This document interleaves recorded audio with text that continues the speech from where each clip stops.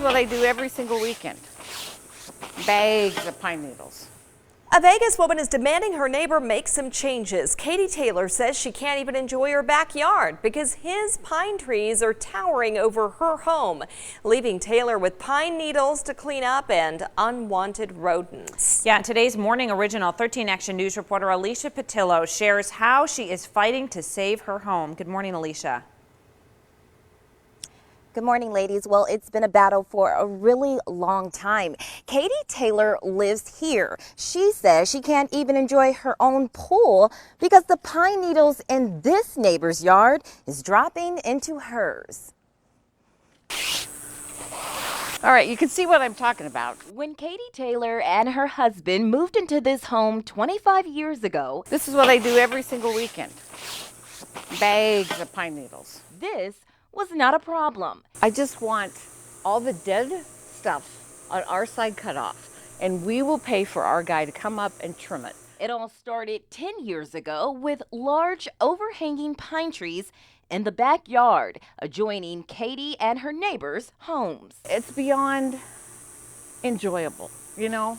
And then you look around and you see all the pine needles. And they're everywhere, in their pool, on their furniture, and even attracting unwanted guests. Rats that are this big that are in the tree, and fire. I mean, we never go anyplace in the summer because we're too afraid. Too afraid the pine trees could go up in flames. Katie says her neighbor refuses to take care of the problem. He thinks that the Arboretum Society will be mad at him for trimming trees.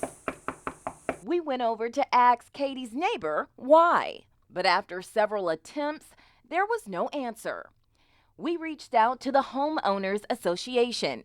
In a statement, they said in part, in these situations, when it is a neighbor-to-neighbor dispute, especially in backyards, the association does not get involved. The HOA added that Katie does have the right to cut down the branches extending into her yard, but first, she should consult with a lawyer. However, attorney Eric Doberstein suggests Katie should try mediation first, but her neighbor must be willing to cooperate. The beauty of a mediation is allowing those parties to solve their own problem. If they end up into an arbitration or into a court process, then they're taking the power out of their hands and they're giving it to a court, a judge, a jury, or an arbitrator to make a decision and order something. So it's much better if these two neighbors can get together and go into a private or a neighborhood justice center mediation system.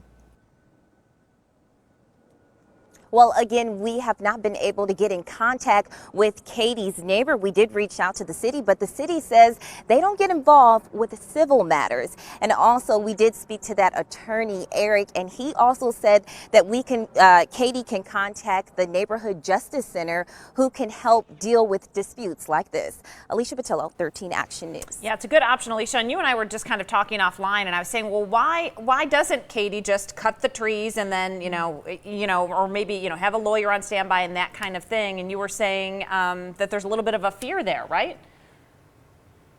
Yeah, that's correct. Katie told me that when she did hire someone to trim the trees, well, her neighbor said that he will sue her. So she doesn't want to really go that route. She's trying to talk to him, but she says that he's just not letting up. He won't trim the trees. Okay, interesting. Thanks, Alicia.